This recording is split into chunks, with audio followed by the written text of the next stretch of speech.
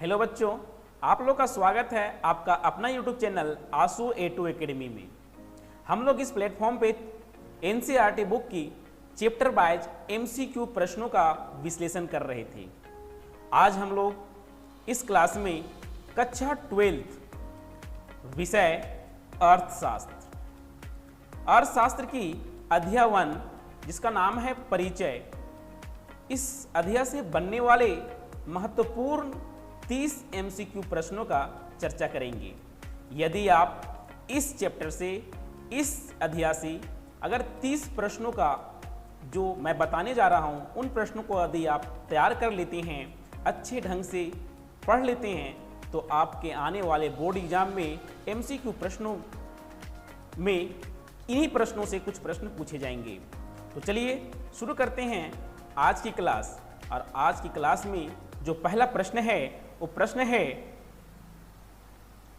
Micro, जिसका अर्थ होता है छोटा, निम्न में से कौन सी भाषा से उत्पत्ति हुई है। तो माइक्रो शब्द जिसका अर्थ होता है छोटा, वो किस भाषा से उत्पन्न हुआ है। तो वो ग्रीक भाषा से उत्पन्न हुआ है। इसलिए प्रश्न संख्या 1 का जो सही उत्तर है ऑप्शन बी, ग्रीक। अगला प्रश्न है प्रश्न संख्या 2, अर्थशास्त्र विज्ञान एवं कला दोनों है, किसने कहा है। तो अर्थशास्त्र विज्ञान एवं कला दोनों है, ये मार्शल ने कहा था। इसलिए क्वेश्चन नंबर 2 का जो सही उत्तर है ऑप्शन ए, मार्शल। अगला प्रश्न है सबसे पहले माइक्रो शब्द का प्रयोग किसने किया था। तो सबसे पहले माइक्रो शब्द का प्रयोग करने वाले जो व्यक्ति हैं वो है रैगनर फ्रिश।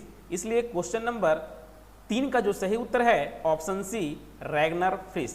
अगला प्रश्न है प्रश्न संख्या 4, व्यष्टि अर्थशास्त्र की कौन सी शाखाएं हैं।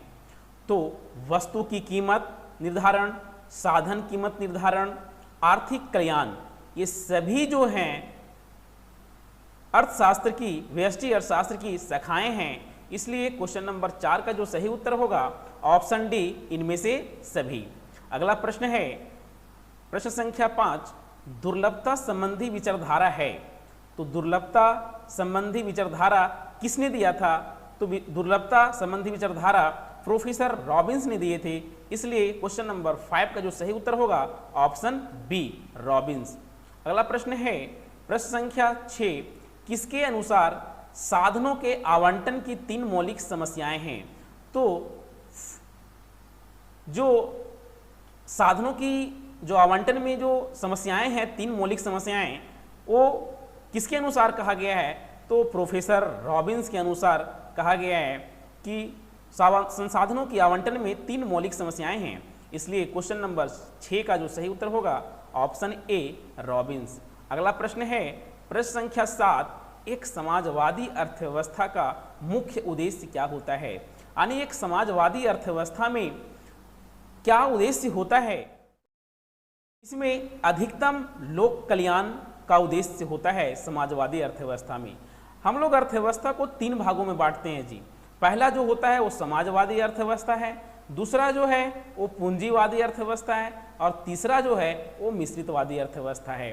तो समाजवादी अर्थव्यवस्था में लोगों को ध्यान रखा जाता है, यानी कि उत्पादन के साधनों पर यहाँ पे सरकार का अधिकार होता है और सरकार लोगों की अधिक कल्याण करने की सोचता है। और पूंजीवादी अर्थव्यवस्था में उत्पादन के साधनों पर किसी खास व्यक्ति का अधिकार होता है। इसलिए पूंजीवादी अर्थव्यवस्था में लोग जो पूंजीपति होते हैं वो अपने मुनाफे के लिए कार्य करते हैं।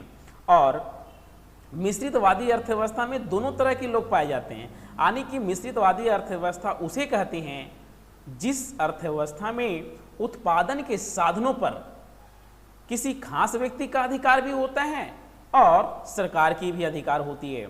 इस प्रकार उसे हम मिश्रित अर्थव्यवस्था कहते हैं। या तो यहाँ समाजवादी अर्थव्यवस्था पूछा है, तो समाजवादी अर्थव्यवस्था में अधिकतम लोगों कल्याण की सोचता है समाजवादी अर्थव्यवस्था। इसलिए क्वेश्चन नंबर 7 का जो सही उत्तर होगा ऑप्शन डी, अधिकतम लोक कल्याण। अगला प्रश्न है प्रश्न संख्या 8, उत्पादन के निम्न में से कौन से साधन हैं।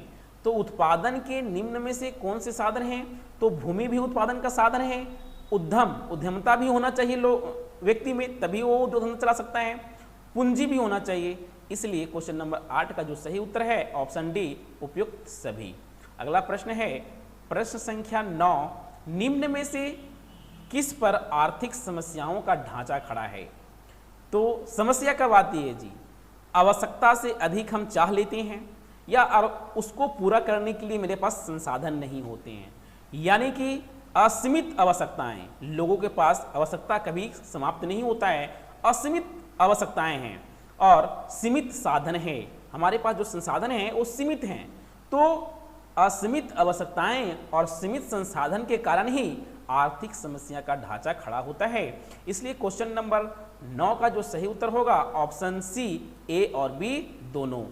अगला प्रश्न है प्रश्न संख्या 10, निम्न में से किस अर्थव्यवस्था में निजी क्षेत्र एवं सार्वजनिक क्षेत्र का सह अस्तित्व होता है? यानी कि कहने का मतलब है प्रश्न का कि किस अर्थव्यवस्था में निजी क्षेत्र और सार्वजनिक क्षेत्र दोनों का लगभग बराबर का अधिकार होता है। तो मैं अभी बताया कि मिश्रित अर्थव्यवस्था किसे कहते हैं। तो मिश्रित अर्थव्यवस्था कहते हैं जिस पे उत्पादन के साधनों पर किसी खास व्यक्ति का अधिकार भी होता है और सरकार या समाज का भी अधिकार होता है, उसे ही तो कहते हैं मिश्रितवादी अर्थव्यवस्था। इसीलिए इस क्वेश्चन में पूछ रहा है कि निजी क्षेत्र और सार्वजनिक क्षेत्र दोनों का सह अस्तित्व यानी बराबर का अधिकार होता है। तो मिश्रितवादी अर्थव्यवस्था में निजी क्षेत्रक और सार्वजनिक क्षेत्रक दोनों का सह अस्तित्व होता है। इसलिए क्वेश्चन नंबर 10 का सही उत्तर होगा ऑप्शन सी, मिश्रित अर्थव्यवस्था। अगला प्रश्न है प्रश्न संख्या 11, अर्थव्यवस्था को वर्गीकृत किया जा सकता है। तो अर्थव्यवस्था को मैं बताया था कि 3 भागों में बांटा गया है, 3 भागों में बांटा गया है इसको। पहला जो है मिश्रित अर्थव्यवस्था के रूप में, दूसरा पूंजीवादी अर्थव्यवस्था के रूप में और तीसरा समाजवादी अर्थव्यवस्था के रूप में। यानी अर्थव्यवस्था को 3 रूप में बांटा गया है। इसलिए क्वेश्चन नंबर 11 का जो सही उत्तर होगा ऑप्शन डी, इनमें से सभी, यानी कि तीनों है अर्थव्यवस्था का एक रूप ही है। अगला प्रश्न है प्रश्न संख्या 12, अर्थशास्त्र का जनक किसे कहा जाता है? तो ये बहुत पहले से हम लोग पढ़ते आ रहे हैं कि अर्थशास्त्र का जनक है वो एडम स्मिथ को कहा जाता है। देखिए जी, इसमें क्वेश्चन किस किस वर्ष और किस बोर्ड में पूछा है वो मैंने यहाँ पे दर्शा दिया है। देखिए जैक आईएससी में और आईकॉम में भी 2012, 14 और आर्ट्स में 2016 में ये प्रश्न पूछा जा चुका है। तो आप लोग इसका पीडीएफ भी प्राप्त कर सकते हैं हमारा टेलीग्राम ग्रुप में जाकर। इसलिए यदि आपको पीडीएफ चाहिए तो आप डिस्क्रिप्शन में लिंक दिया हुआ टेलीग्राम का, उससे आप हमारे टेलीग्राम ग्रुप में ऐड हो जाएं और आपको मैं वहाँ पे इसका पीडीएफ सेंड कर दूंगा और अपने आप तैयारी को आप अच्छे ढंग से मजबूती प्रदान कर सकते हैं। इसलिए मैंने यहाँ पे डेट सहित कब कब पूछा गया है प्रश्नों को वो भी मेंशन कर दिया है। तो क्वेश्चन नंबर 12 का जो सही उत्तर है ऑप्शन बी, एडम स्मिथ। अगला प्रश्न है प्रश्न संख्या 13, किसने कहा कि अर्थशास्त्र चयन का विज्ञान है? तो प्रोफेसर रॉबिन्स, जो अर्थशास्त्री जो हैं रॉबिन्स, इन्होंने कहा था कि हमारे पास आवश्यकताएं तो असीमित है और साधन सीमित है, तो उसमें से ही जो हमको बहुत ही ज़्यादा ज़रूरत है जिस वस्तु को, उसको हम चयन कर लेंगे। तो अर्थशास्त्र चयन का विज्ञान प्रोफेसर रॉबिन्स ने कहा था। इसलिए क्वेश्चन नंबर 13 का जो सही उत्तर है ऑप्शन सी, रॉबिन्स। अगला प्रश्न है प्रश्न संख्या 14, अर्थव्यवस्था की केंद्रीय समस्याएं क्या है? ये प्रश्न आपको पूछा है जैक आईएससी आईकॉम 2012-14, ठीक है। तो अर्थव्यवस्था की केंद्रीय समस्याएं, साधनों के बंटवारे की समस्या ये भी है, साधनों का पूर्ण उपयोग कैसे करें ये भी समस्या है, और साधनों का विकास कैसे हो ये भी हमारी अर्थव्यवस्था में केंद्रीय समस्याएं हैं। इसलिए क्वेश्चन नंबर 14 का जो सही उत्तर होगा ऑप्शन डी, इनमें से सभी। अगला प्रश्न है प्रश्न संख्या 15, किसके अनुसार अर्थशास्त्र मानव कल्याण का विज्ञान है? तो किस अर्थशास्त्री ने अर्थशास्त्र को मानव कल्याण का विज्ञान कहा है? ये प्रोफेसर मार्शल ने कहा था कि मानव कल्याण का विज्ञान है। इसलिए क्वेश्चन नंबर 15 का जो सही उत्तर होगा ऑप्शन ए, मार्शल। ये प्रश्न आपको जैक 2012 और IAC कॉम में 2015 में पूछा गया है। अगला प्रश्न है प्रश्न संख्या 16, मिश्रित अर्थव्यवस्था में केंद्रीय समस्याओं का हल होता है।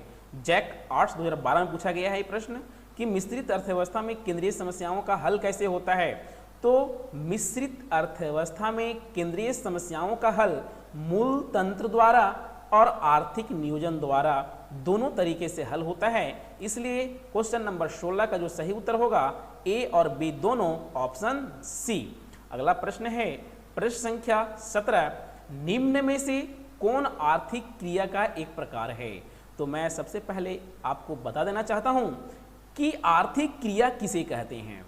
तो वैसी क्रिया या काम जो पैसे कमाने के उद्देश्य से किया जाता है उसे हम लोग आर्थिक क्रिया कहते हैं। जहां पैसे की लेन देन की बात होती है उस क्रिया को हम लोग आर्थिक क्रिया कहते हैं। और एक होती है गैर आर्थिक क्रिया, तो जहां पे जिस कार्य को हम पैसे आय के और कमाने के उद्देश्य से नहीं करते हैं, जैसे माँ के द्वारा बच्चों का पालन पोषण बिना पैसा का किया जाता है, वो हो गया गैर आर्थिक क्रियाएं।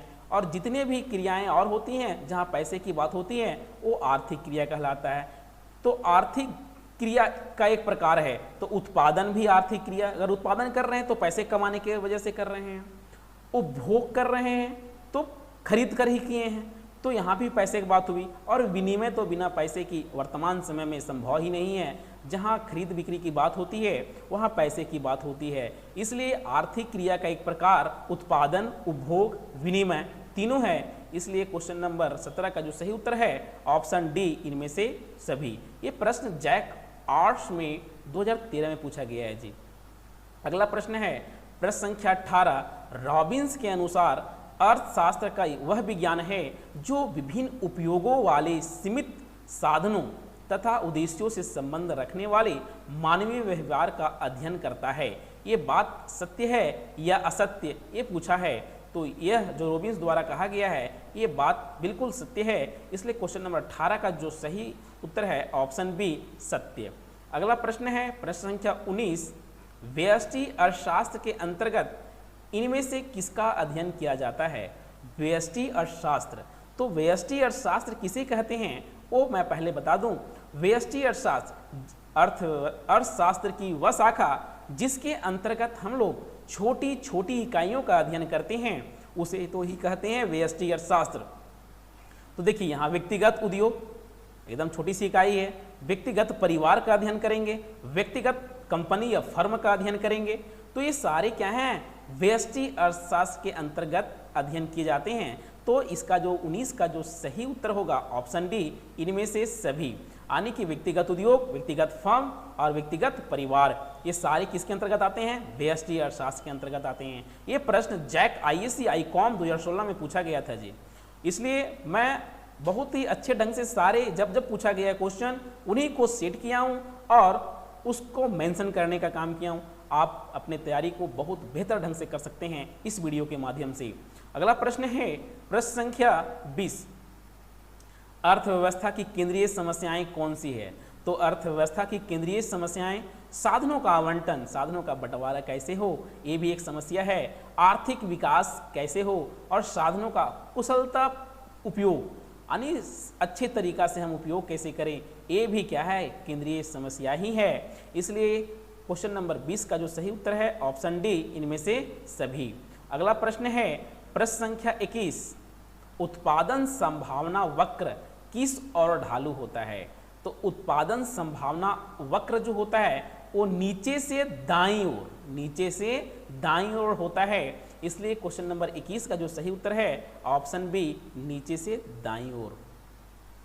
अगला प्रश्न है प्रश्न संख्या 22, यदि उत्पादन संभावना वक्र मूल बिंदु की ओर नतोदर हो तो सीमांत अवसर लागत होगी। यानी मूल बिंदु की ओर नतोदर मतलब क्या, ये ओरिजिन, यानी मूल बिंदु यही है। तो जो उत्पादन संभावना वक्र है वो क्या हो, इधर की ओर हो, तो इसका मतलब ये है कि उसकी जो उसका सीमांत अवसर लागत क्या हुआ है, बढ़ी हुआ है, यानी बढ़ी हुई है। इसीलिए वो मूल बिंदु की ओर क्या है, उत्पादन संभावना वक्र नतोदर है। इसलिए क्वेश्चन नंबर 22 का जो सही उत्तर है ऑप्शन ए, बढ़ी हुई। अगला प्रश्न है प्रश्न संख्या 23, यदि सीमांत अवसर लागत स्थिर है तो उत्पादन संभावना वक्र क्या होगा? तो उत्पादन संभावना वक्र क्या होगा? अगर हमारा सीमांत अवसर लागत स्थिर है, माने बराबर है, कांस्टेंट हो गया, तो ये क्या होगा? एक सरल रेखा होगा। क्या होगा? एक सरल रेखा होगा। इसलिए क्वेश्चन नंबर 23 का जो सही उत्तर होगा ऑप्शन बी। अगला प्रश्न है प्रश्न संख्या 24, उस वक्र का नाम बताएं जो आर्थिक समस्या दर्शाता है। तो उत्पादन संभावना वक्र जो है वो हमें अर्थव्यवस्था में आर्थिक समस्याओं को दर्शाता है। इसलिए क्वेश्चन नंबर 24 का जो सही उत्तर है ऑप्शन बी, उत्पादन संभावना वक्र। अगला प्रश्न है प्रश्न संख्या 25, एडम स्मिथ एक अर्थशास्त्री नहीं है। देखिए ये जैक आर्ट्स 2014 में पूछा है। ये एडम स्मिथ अर्थशास्त्री नहीं है, तो ये तो बिल्कुल क्या है? असत्य है, क्योंकि एडम स्मिथ तो क्या है? अर्थशास्त्र के जनक हैं और वे अर्थशास्त्री हैं। इसलिए इस क्वेश्चन का जो सही उत्तर होगा ऑप्शन बी, असत्य। अगला प्रश्न है प्रश्न संख्या 26, आर्थिक समस्या के बिना कोई अर्थव्यवस्था नहीं है। बिल्कुल, अर्थव्यवस्था में आर्थिक समस्या तो होनी ही है। ये प्रश्न आपको जैक आर्ट्स 2013 में पूछा है। तो आर्थिक समस्या के बिना कोई अर्थव्यवस्था नहीं है, बिल्कुल ये क्या है? कथन सत्य है। इसलिए क्वेश्चन नंबर 26 का जो सही उत्तर होगा ऑप्शन ए, सत्य। अगला प्रश्न है प्रश्न संख्या 27, प्रत्येक परिवार की आय सदा असीमित होती है। बिल्कुल ये असत्य है, क्योंकि परिवार का आय असीमित नहीं होती है, सीमित ही होती है, कुछ ही होती है परिवार की आय। ठीक है, ये प्रश्न आपको जैक आर्ट्स 2013 में पूछा गया है, इसलिए अच्छे से तैयार कर लें। अगला प्रश्न है प्रश्न संख्या 28, एडम स्मिथ के अनुसार अर्थशास्त्र राष्ट्रों के धन की प्रकृति तथा कारणों की खोज है। एडम स्मिथ के अनुसार जो अर्थशास्त्र है वो राष्ट्रों के धन की प्रकृति या खोज के कारण है। बिल्कुल ये भी क्या है? सत्य है। जैक आर्ट्स 2013 में पूछा गया है, यानी ऑप्शन ये सत्य। अगला प्रश्न है प्रश्न संख्या 29, यह किसने कहा कि अर्थशास्त्र धन का विज्ञान है? ये बहुत ही आसान क्वेश्चन है और पूछा भी गया है जैक आर्ट्स 2013 में। तो यह किसने कहा था? तो एडम स्मिथ ने कहा था अर्थशास्त्र क्या है? धन की विज्ञान है। इसलिए क्वेश्चन नंबर 29 का जो सही उत्तर होगा ऑप्शन डी, एडम स्मिथ। अगला प्रश्न है और आज का अंतिम प्रश्न है प्रश्न संख्या 30, माइक्रो शब्द ग्रीक भाषा के किस शब्द से बना हुआ है? तो माइक्रो जो शब्द है वो माइक्रोज, MIKROS, माइक्रोज शब्द से बना हुआ है। ये माइक्रोज ग्रीक भाषा है और इसी भाषा से माइक्रो शब्द की उत्पत्ति हुई है, जिसका अर्थ होता है सूक्ष्म।